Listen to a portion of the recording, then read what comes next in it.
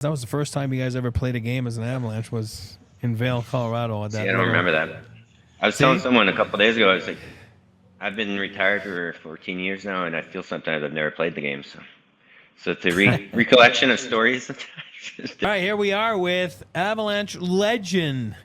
One of the most games played in the history of the franchise. He's in there. Two-time Stanley Cup champ. We are brother-in-laws.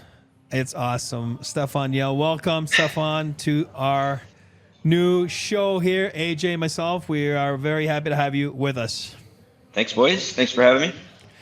All right, and we always refer to the Avalanche right now as the Avalanche 2.0, and I'm sure we'll get into it to ask your thoughts on this year and obviously the last couple years edition of the Avalanche. And then we always refer as your era being one of the original guys here as Avalanche 1.0. That's surprising, but makes us very smart. And then.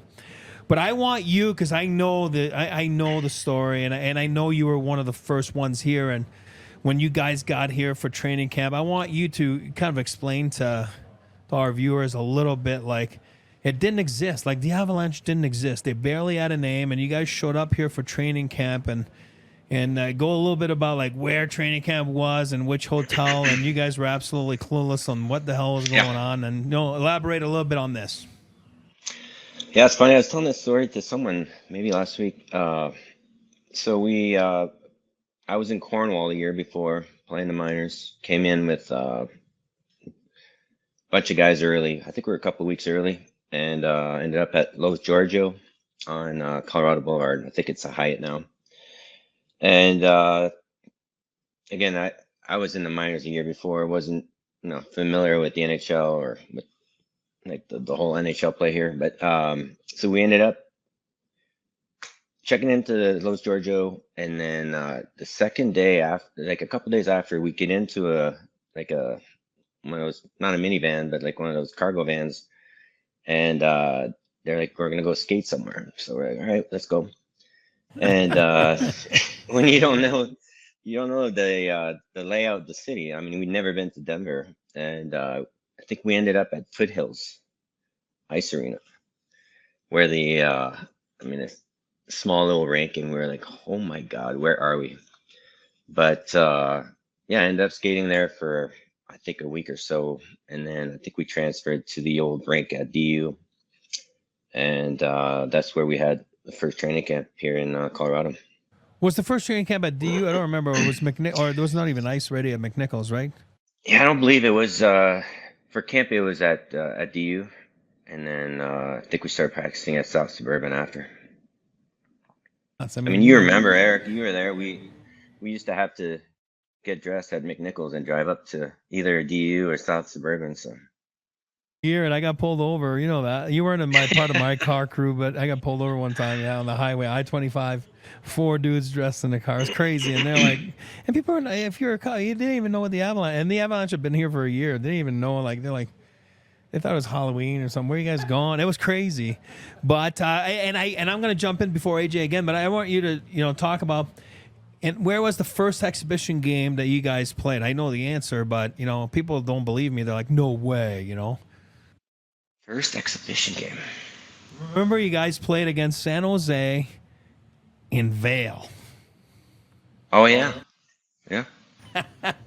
I mean, people don't realize that. There was 200 people in the stands, and you guys played in Colorado and in Vail, and that was kind of, people don't realize that was the first time you guys ever played a game as an Avalanche was in Vail, Colorado. At that. See, I don't remember that.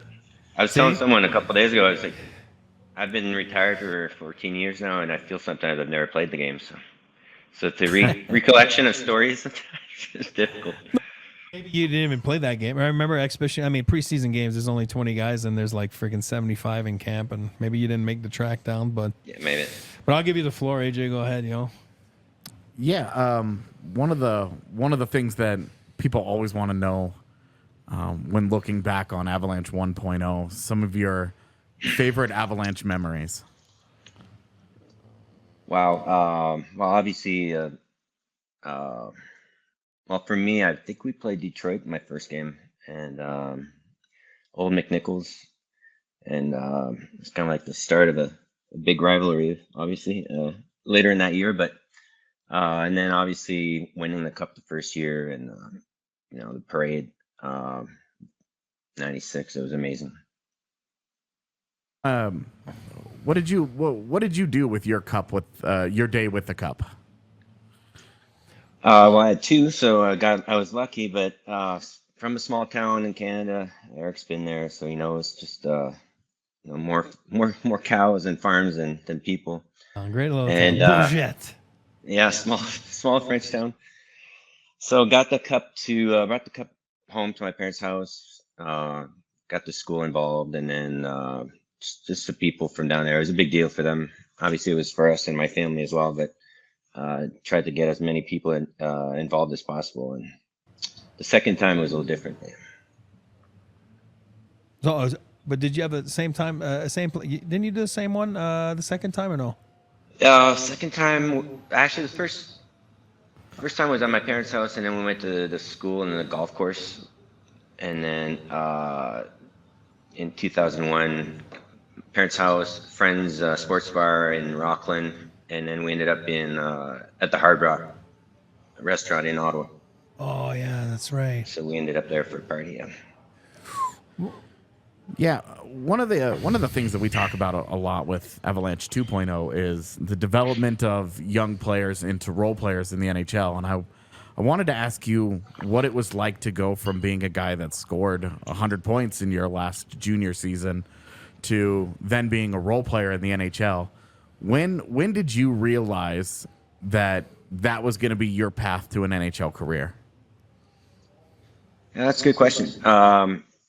Well, juniors, I had quite a bit of points, like you just mentioned, and then had a really good year in the minors, but it was had a lot of injuries at the same time. And then funny story is that I used to work at Jacques Martin, who was coach on different teams now. I think he's in Ottawa. I used to work at his hockey school because he was a family friend and he lived like one town over.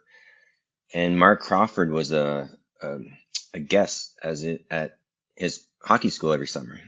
So Mark was there, and then he kind of cornered me, and he's like, "You know what, Stuff?" He's like, "You had a good year last year, but you're coming to camp to make the team." So obviously, we had Sachs and Peter and Mike Ricci. We were loaded, but made my spot on the third line, and just try to play my game. And again, it just happened the way it happened, and I was lucky enough to stick around for 15 years.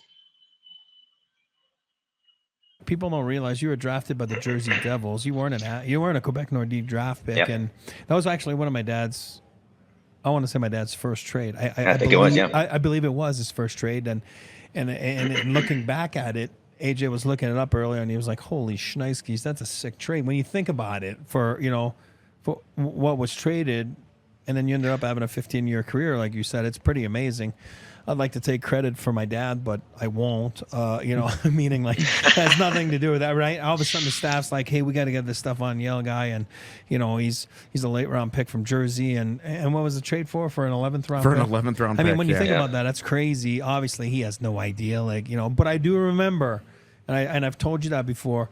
During the lockout, you guys were in Cornwall, and I remember him talking to me or on the phone or wherever I was. I don't remember where I was, but he said to me, came back, and for a big game in Cornwall, he's like, "Oh, I think we found ourselves a centerman." You know what I mean? And he was talking about Yeller. And it's funny because we talk on the show all the time, like, you got to make, and it's a little bit of testament to what you're talking about, what AJ's talking about. You got to make the front office make decisions. And I think they were saying, like, okay, we have Sakic Forsberg, there's Ricci, and who cares? Ricci can play the wing. And next thing you know, right? Rich ended up being your left winger, and you were the centerman. So, people made decisions, and that's what we talk about. And all those guys coming up here from Loveland and looking back at it, it's like, yeah, sure, I'm a point getter in the NHL, but now I'm going to make myself a career in the National Hockey League, and you were never stubborn with it, and you just jumped on it and did it. kudos to you. So many people don't want to do it, and they're like, "No, I'm not going to change my style. I am so mad I'm not on the power play." And you have to realize, like, I think you said it right there. 20-something years later, Sakic, Forsberg, yeah. Realistically, am I better than them? And the answer is no, and that's what I'm saying. Like, and then that doesn't make us bad. It doesn't make you a bad player because you're inferior to Joe Sakic and Peter Forsberg, right? And that's what Yeller understood, and which is so awesome to see. And obviously that you had a long career, but AJ, I'm going to pass it back to you.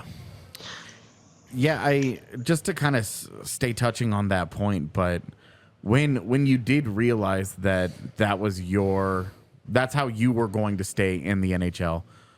Every offseason, what is it that you tried to work on? What facets of your game did you really try to hone in on that made it so that you remained a valuable part of a cup contender? Yeah, I actually came in with I was pretty well rounded in juniors. I was blocking shots back then, and my defensive game was still pretty good. So, it's not something I really had to work on, like you're asking. The one thing I had struggles with was my first year in the minors. I had separated shoulder. I broke my leg, broke my nose, and then I had bad knee tendonitis almost my whole career. So my summers and we had long seasons with the teams that we had, so we had short rests. So it kind of affected my my recovery. So I was just trying to take care of my body and trying to heal as fast as possible for training camp and testing in September. But as far as the game is concerned, like I said, I was, I've never been the biggest goal scorer, but in juniors, I was, I had a lot of assists, and then, like I said, I was already blocking shots at that time and doing kind of like the little nitty gritty defensive stuff. No, I guess sorry, yeah. When you got to later on in your career, how much were you able to look back at the early portion of it and realize that those short summers were both a blessing and a curse for you? Yeah, I think towards the end of my career, I started feeling the short summers even more. And that's a conversation I have with a lot of guys where, some teams that go deep in the playoffs, like the Avs are doing right now, or like Chicago did years ago. Like the fans wonder why the teams are struggling or failing. Well, at some point, obviously, there's salary cap issues, and they lose some of their good players because the guys are getting the stats. But at the same time, the summers are short. Guys don't have time to recuperate. Obviously, there's the whole partying thing. So it does affect you, especially when you get older.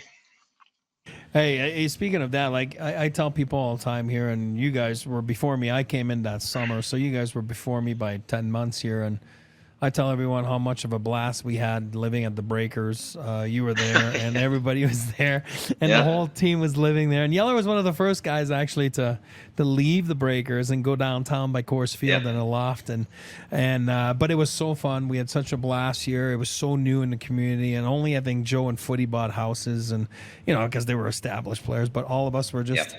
Living at the Breakers, having a great time together. We all hung out together. It was so fun. And Tuesday night, we'd go to the border at the University of Denver. Wednesday night was the Stampede. Yeller was the resident there, myself too.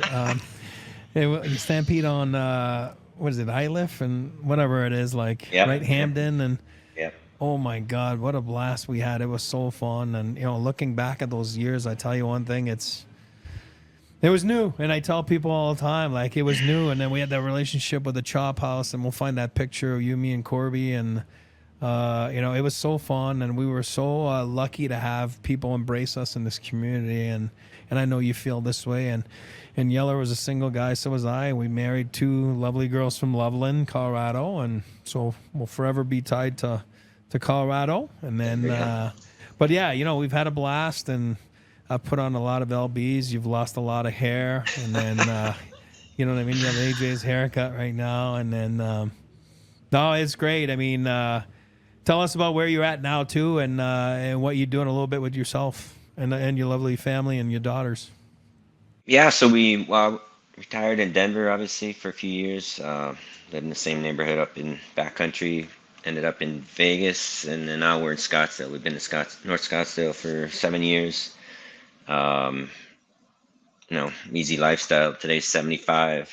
I'm in shorts, just hanging out. But yeah, staying busy. We have a business going on, and girls are getting older, 14 and 16. So just kind of chasing them around. But yeah, things are good. Awesome. Anything else, AJ? I'm all good. Thank you for coming on. Thanks Yeah, for absolutely. Yeah, thanks for telling us some stories, and it's always great to have you. And hopefully there'll be some more hockey in Phoenix, Arizona for years to come. But who knows? Yeah, we'll see. We'll see. All right, thank you, buddy. All right, guys. Thanks. Go Avs.